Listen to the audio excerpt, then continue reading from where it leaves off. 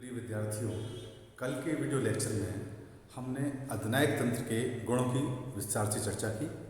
आपको ये बताने का प्रयास किया कि अधिनायक तंत्र का नाम आते ही हमारे मस्तिष्क में एक विकृत विचारधारा का स्वरूप सामने आता है, लेकिन गहनता के साथ जब हम इस व्यवस्था की या इस विचारधारा की जब हम सैद्धांतिक विवेचना करते हैं तो हम पाते हैं कि इस व्यवस्था में कुछ गुण भी हैं जिनका कि आपको ज्ञान कल के वीडियो लेक्चर से हुआ होगा।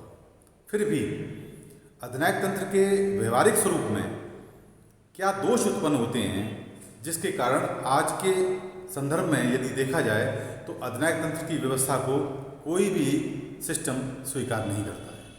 जनता भी अधिनायक तंत्र की व्यवस्था की जगह लोकतांत्रिक व्यवस्था को अधिक सर्वश्रेष्ठ व्यवस्था के रूप में स्थापित करती है और प्रत्येक व्यवस्था, प्रत्येक राज्य चाहता है कि उसको एक श्रेष्ठ लोकतांत्रिक शासन व्यवस्था के रूप में जाना जाए, क्योंकि लोकतांत्रिक शासन व्यवस्था के जो गुण हैं, चाहे वो सैद्धांतिक विचारधारा के रूप में हो, चाहे उसके व्यवहारिक मॉडल के रूप में हो, उसमें स्वतंत्रता, समानता, न्याय और भ्रातृत्व, इन सब की चर्चा पूर्व के लेक्चर्स में हो चुकी है। ये लोकतांत्रिक व्यवस्था को एक सर्वश्रेष्ठ व्यवस्था के रूप में स्थापित करते हैं, जो कि कहीं ना कहीं अधिनायक तंत्र की जो शासन व्यवस्था है उसमें वो शून्य पाई जाती है और नदारद है। आइए इस वीडियो लेक्चर के माध्यम से हम ये जानने का प्रयास करते हैं कि अधिनायक तंत्र में मुख्य रूप से कौन से दोष पाए जाते हैं जिनकी वजह से आज अधिनायक तंत्र की व्यवस्था को कोई भी देश, कोई भी राज्य स्वीकार नहीं करना चाहता। अधिनायक तंत्र में गुणों के होते हुए भी इस प्रणाली का किसी भी देश में लंबी अवधि तक प्रचलन नहीं पाया जाता है। इतिहास ऐसे प्रमाणों से भरा पड़ा है जहाँ कहीं भी अधिनायक तंत्र स्थापित होता है वहीं पर एक स्थिति ऐसी आती है जब जनता सत्ता संपन्न सर्वोच्च शासक को उखाड़ फेंकने के लिए हिंसात्मक क्रांति तक का सहारा लेने में नहीं हिचकिचाती। और आपने देखा होगा कि दुनिया में जहाँ कहीं भी आतताई या निरंकुश शासन व्यवस्था अस्तित्व में आई है और उसकी जब चरम सीमा पर जब वो व्यवस्था पहुँची है, लोगों के अधिकारों का उल्लंघन हुआ है, लोगों का शोषण हुआ है, तो जनता ने एकजुट होकर ऐसी शासन व्यवस्था को हिंसात्मक क्रांति के द्वारा उखाड़ फेंका है। इससे स्पष्ट है कि इस व्यवस्था में कुछ ना कुछ दोष अवश्य हैं, कुछ कमियां अवश्य हैं। आइए संक्षेप में हम इस प्रणाली में, इस विचारधारा में मुख्य दोष क्या हो सकते हैं, क्या पाए जाते हैं, उन पर प्रकाश डालते हैं।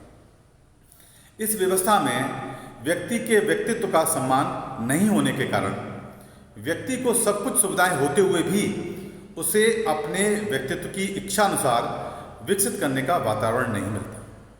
हालांकि अधिनायक तंत्र की व्यवस्था में विकास के कई आयाम खुले होते हैं जो गुणों के दौरान हमने चर्चा की थी, लेकिन उसके बावजूद भी एक पर्सनैलिटी डेवलपमेंट के लिए जिन व्यवस्थाओं की, जिन सुविधाओं की, जिस वातावरण की आवश्यकता होती है, वो वातावरण व्यक्ति को स्वच्छंद रूप से अधिनायक तंत्र की व्यवस्था में देखने को नहीं मिलता है तथा व्यक्ति अपने जीवन को अपूर्ण रखने पर मजबूर हो जाता है। व्यक्ति को किसी भी प्रकार की स्वतंत्रता नहीं रहती है, इससे उसका व्यक्तित्व दबकर रह जाता है। तानाशाही व्यवस्था में मौलिक अधिकारों और व्यक्तिगत स्वतंत्रता का कोई महत्व नहीं दिया जाता। अतः तानाशाही व्यवस्था या अधिनायक तंत्र व्यवस्था या निरंकुश व्यवस्था सबसे बड़ा दुर्गुण यही है उसका कि व्यक्तित्व के दमन का वातावरण इसमें बन जाता है, क्योंकि जो शासक है, जो अधिनायक है, वो अपनी सत्ता को कायम रखने के लिए, अपने वर्चस्व को स्थापित करने के लिए, अपनी शक्ति का विस्तार करने के लिए वो अधिक से अधिक जनता पर अपनी मनमर्जी पूर्ण जो कानून हैं, जो व्यवस्थाएं, उनको थोपता है और उसका इनडायरेक्ट और डायरेक्ट इफेक्ट ये होता है कि व्यक्ति अपने व्यक्तित्व का पूर्ण विकास नहीं कर पाता है।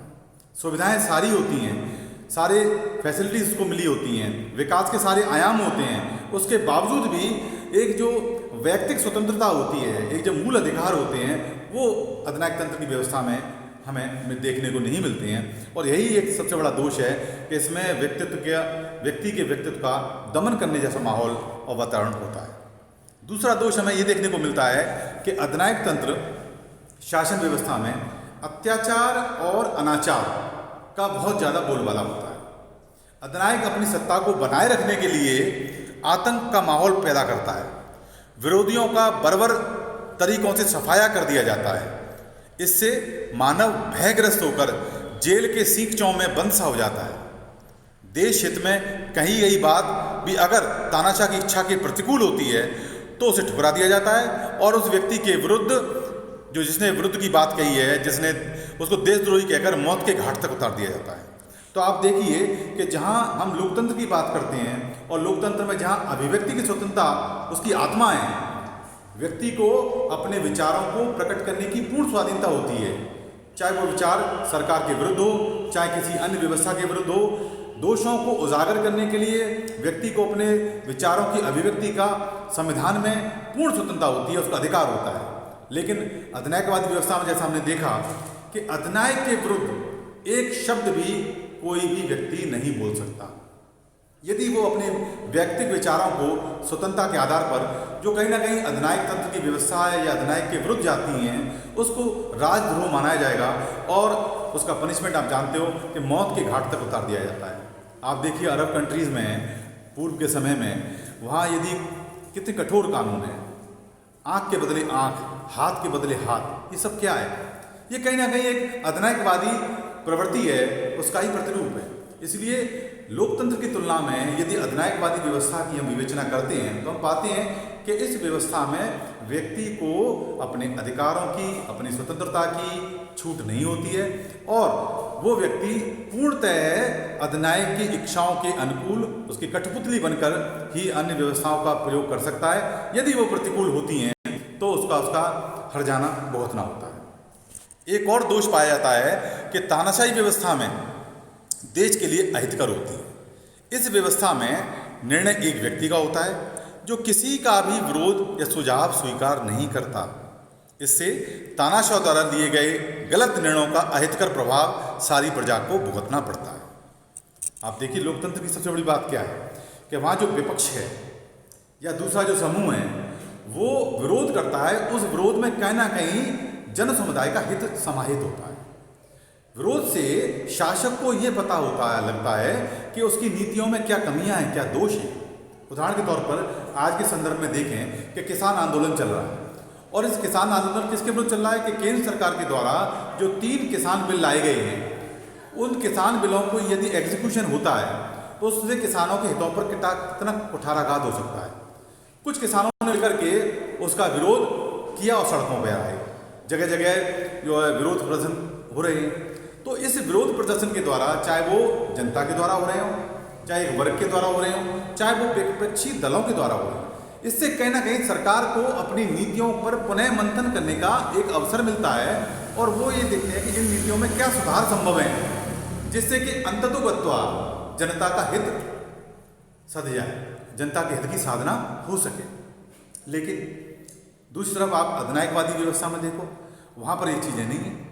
यदि वहाँ कोई भी व्यक्ति शासक के विरुद्ध यदि एक शब्द भी बोलेगा तो उसको शासक का विद्रोही माना जाएगा। राजद्रोह का मुकदमा चलाते हुए उस पर अमानवीय बर्बरतापूर्ण सजा दे करके उसको मौत के घाट भी उतारा जा सकता है। इसलिए अधिनायकवादी व्यवस्था में कोई व्यक्ति यदि शासक के द्वारा, अधिनायक के द्वारा,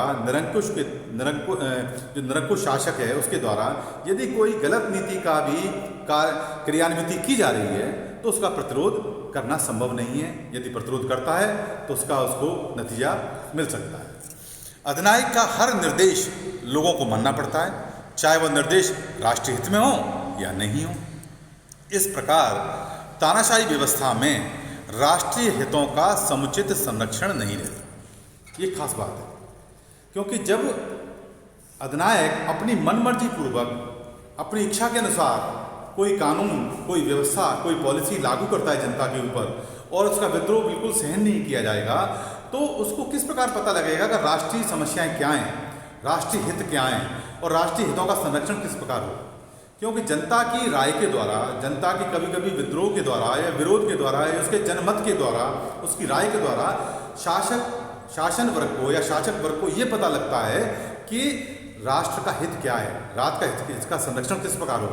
और ये सारी चीज़ें अधिनायकवादी व्यवस्था में देखने को नहीं मिलती हैं। इसलिए इसका एक सबसे बड़ा दोष ये माना जाता है। एक और चीज़ देखी जाती है कि अधिनायक तंत्र में साधारण व्यक्तियों में आत्मनिर्भरता, क्रियाशीलता तथा स्वतंत्रता की भावना पूर्णतः लोप हो जाता है, क्योंकि उन्हें बोलने, विचार करने आदि की किसी भी प्रकार की स्वतंत्रता नहीं रहती है।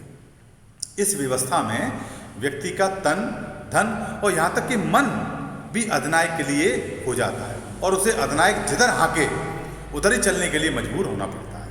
इस तरह हम देखते हैं कि इस व्यवस्था में प्रजा का संपूर्ण समर्पण भाव शासक, जिसको अधिनायक कहते हैं, निरंकुश कहते हैं, उसके लिए हो जाता है। अर्थात अब निष्कर्ष में हम कह सकते हैं कि अधिनायक तंत्र के गुण और दोष दोनों से के विवेचन से यह स्पष्ट है कि यह व्यवस्था मनुष्य को मनुष्य नहीं बनाती तथा उसे मनुष्य के रूप में रहने भी नहीं देती, ना उसके लिए वो वातावरण, वो एनवायरनमेंट क्रिएट होता है जिसमें कि वो अपने व्यक्तित्व का सम्मानपूर्वक, गरिमापूर्वक तरीके से उसका विकास कर सके। इससे मानव का व्यक्तित्व दबकर रह जाता है और उसकी सारी भौतिक आवश्यकताओं की पूर्ति के उपरांत भी उसे कमी सी महसूस होने लगती है।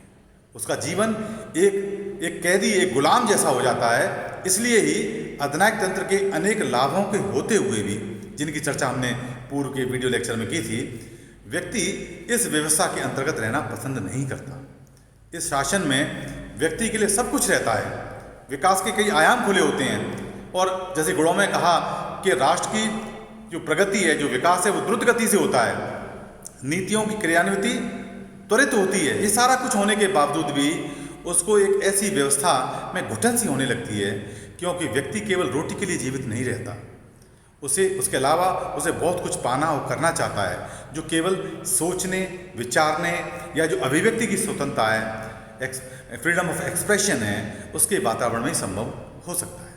अतः अधिनायक तंत्र के सभी आकर्षणों के बावजूद तनाव, मस्तिष्क की भूख मिटाने वाले साधनों पर रोक लगाने वाली होने के कारण जन साधारण द्वारा अमान ही रहता है। इस शासन के गुण और दोषों के विवेचन के बाद इसके भविष्य के बारे में संकेत देना सरल हो जाता है। आशा है इस विवेचन से आपको अधिनायक तंत्र की संकल्पना के विविध आयाम स्पष्ट हुए होंगे। धन्यवाद।